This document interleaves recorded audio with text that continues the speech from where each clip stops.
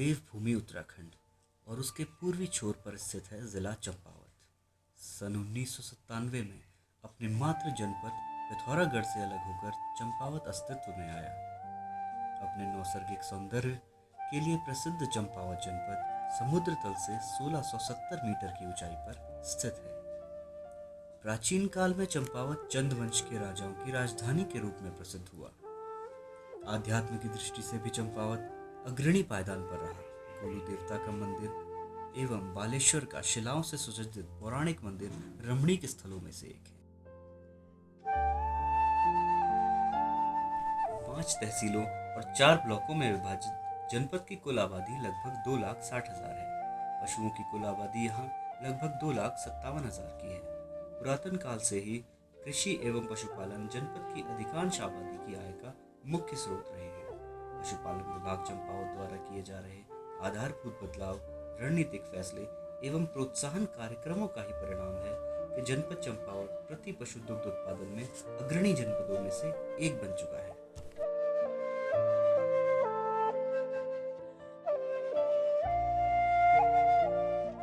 जन सामान्य को पशुपालन की सेवाएं प्रदत्त करने के लिए विभाग द्वारा जनपद चंपावत में 13 पशु चिकित्सालय, 24 पशु सेवा केंद्र, 28 कृत्रिम गर्भाधान केंद्र एवं एक सचल पशु चिकित्सा इकाई स्थापित की गई है। इनके अतिरिक्त जनपद में पशु अनुसंधान एवं संरक्षण हेतु एक अंगोरा प्रजनन प्रक्षेत्र तथा एक पशु प्रजनन प्रक्षेत्र नरियाल गांव की भी स्थापना की गई है। पशुपालन विभाग अपनी सेवाएं मुख्यतः 4 प्रमुख स्तंभों के अंतर्गत प्रदान करता है। ये स्तंभ हैं पशु चिकित्सा, टीकाकरण, कृत्रिम गर्भाधान एवं रोजगार सृजन। अस्वस्थ पशु का ससमय पशु चिकित्सालय पहुंच पाना मुमकिन नहीं हो पाता। इसका असर उत्पादन पर और अंततः पशुपालक की आय पर हो सकता है। इस विरोधाभास को दूर करने के लिए पशु चिकित्सा सेवाएं पशुपालक के द्वार पर 24 घंटे प्रदान की जाती हैं।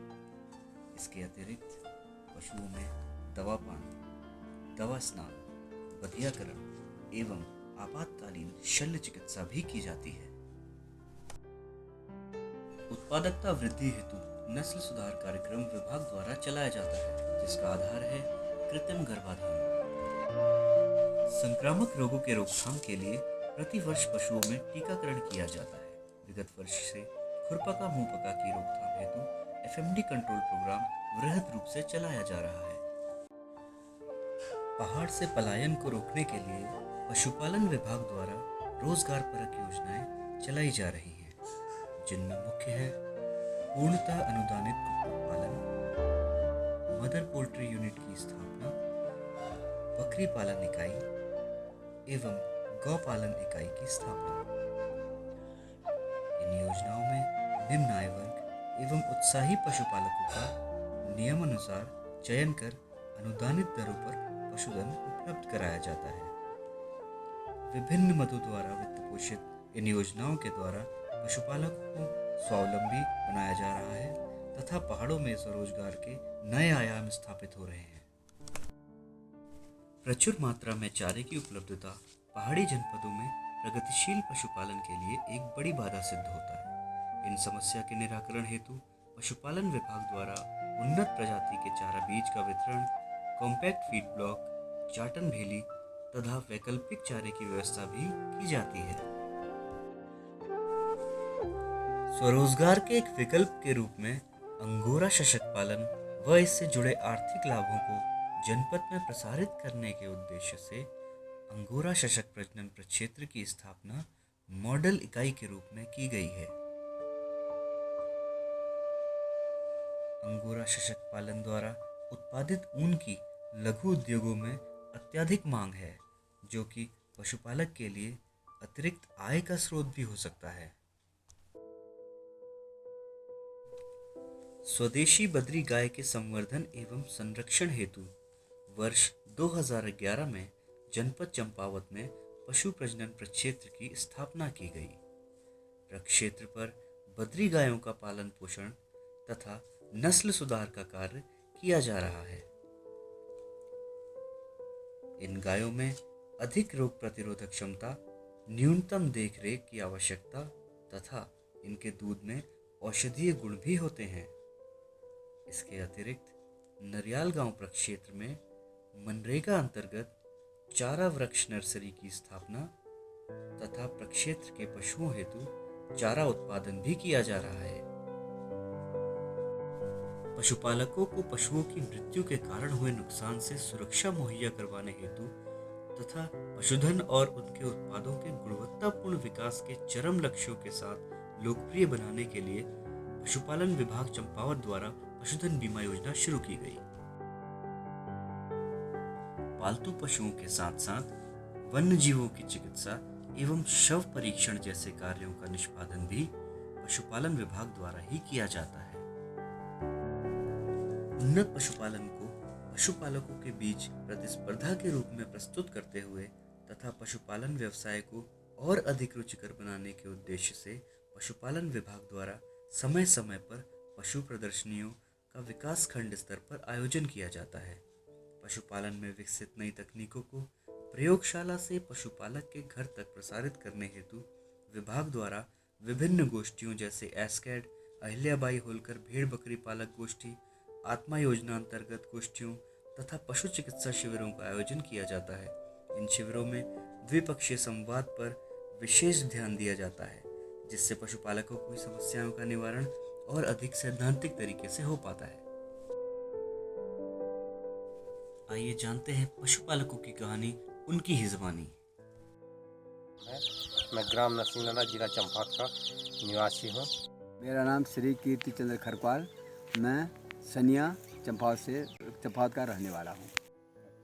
मैं जैक्सन पगड़िया, ग्राम भाई सिप्टी। मैंने जो ये छोटे जो है कुरकुर से जो अपना उद्योग चालू किया, जिसमें 300 से 400 तक हुआ। इनके मैं जो है मुर्गी पास मतलब बेच के अपनी आमद बढ़ा रहा हूँ। हरी जोशी है, मैं 3 साल से डेयरी का व्यवसाय कर रहा हूँ। अभी हमारे पास 20 गायें हैं। मुझे इस साल 50 मुर्गियाँ मिली हैं। पहले बार भी 50 मिली थी, जिसमें 20 मुर्गियाँ मैंने खरीदी थी और पशुपालन विभाग से इस बार मुझे 50 मुर्गियाँ मिली। मुझे उम्मीद है कि आगे को भी ये मुर्गियाँ और बढ़ोतरी करेंगी और पशुपालन विभाग द्वारा मुझे अच्छा मुनाफा मिला। गाँव पालते आए थे और 5 लीटर से ऊपर दूध हमारा नहीं होता था। अच्छे पशुपालन सौभाग्य से बरेली गए थे, लेकिन हम जो है इससे हम बहुत कुछ सीख के आए थे। उसको सीख करके मैं अब उन गायों को पहाड़ी गायों को पालने से बेच करके मैं एक अच्छी गाय लेके आया। अच्छा, ये आपकी गाय है जी। कितना लीटर दूध देती है ये 5 लीटर दूध देती है एक टाइम? एक टाइम। तो आपका एक दिन में 10 लीटर दूध हो जाता है? एक दिन में 10 लीटर दूध होता है। जबकि पहले आप 5 गाय पालते? पहले हम 5 गाय को पाल करके 1 लीटर दूध हमारा मुश्किल से उत्पादन होता था। इनके अंडे से जो भी आमद जो है लगातार डेली मेरी जो है 100 से 200 रुपये रोज़ की आमद है। इससे लगातार जो है करते करते जो है मेरी आमद साल भर में बढ़ती गई, जिससे जो है थोड़ा आपका काश्तकारी और इसे करके एक छोटा सा जो है डेयरी उद्योग के लिए गाय पालन का काम शुरू किया। इसमें मैंने पहले रूप में 2 गायें शुरू की पाली। अभी इस समय मेरे पास लगभग 2 गायों से